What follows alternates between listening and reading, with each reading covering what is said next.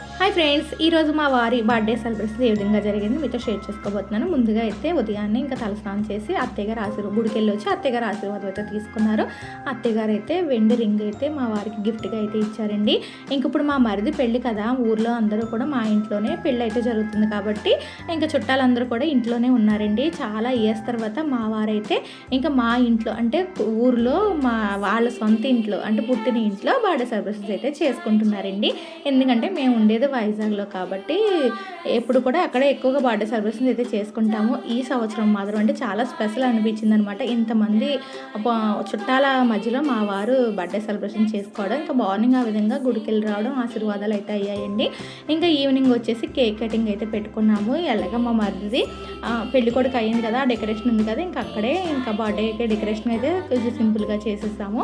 ఇంకా కేక్ అయితే కట్ చేశారు. ముందుగా అయితే అత్తయ్య గారికి అయితే కేక్ని తినిపించారండి. చాలా ఇయర్స్ తర్వాత ఈ విధంగా వాళ్ళ అమ్మ సమక్షంలో బర్త్డే చేసుకోవడం అయితే చాలా హ్యాపీ అనిపించింది అనమాట మా వారికి. అంటే అత్తయ్య గారు కూడా ఊర్లోనే ఉంటారు, ఎప్పుడైనా రమ్మన్నా ఆ టైంకి అయితే వాళ్ళకి వీలు కుదరదు కాబట్టి రారు. కానీ ఈ సంవత్సరం ఇంతమంది సమక్షంలో చేసుకోవడం చాలా హ్యాపీ అనిపించింది. నీకు అదే టైం మా బాధ పెళ్ళి రావడం వల్ల ఊర్లో చేసుకునే అవకాశం కలిగింది. ఇంకా నేనైతే మా వారికి OnePlus మొబైల్ అయితే గిఫ్ట్గా అయితే ఇచ్చానండి.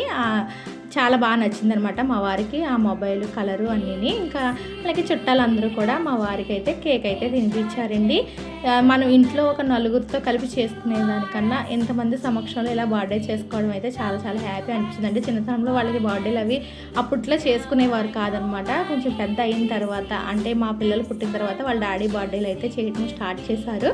ఇంకా అప్పటి నుంచి కూడా ఎప్పుడు ఊర్లో అయితే బర్త్డే చేసుకోలేదు. ఇదే ఫస్ట్ బర్త్డే అయితే ఊర్లో వాళ్ళ ఇంట్లో అంటే మా ఇంట్లో అనమాట చేసుకున్నారు. అలాగే ఇద్దరు తల్లుల ముద్దుల బిడ్డ అనమాట. అంటే ఇక్కడ కేక్ తినిపిస్తుంది మా పెద్ద అత్తయ్య గారండి. ఇంకా మా పెద్ద అత్తయ్య గారికి పిల్లలు ఎవరు అంటే వాళ్ళ చెల్లెలు పిల్లలే, వాళ్ళ పిల్లలు అనమాట. ఇక్కడ వచ్చేసి మా వారి వాళ్ళ చెల్లి పినిగారు అమ్మాయి అనమాట. బర్త్డేకి అసలు అర్థం చెప్పింది అనమాట. కేక్ అంతా మొహానికి పూసేసిందండి. ఇంకా తర్వాత వాళ్ళ తమ్ముడు కూడా మా వారికి కేక్ అయితే తినిపించారు. ఈ విధంగా బర్త్డే సెలబ్రేషన్స్ పూర్తి.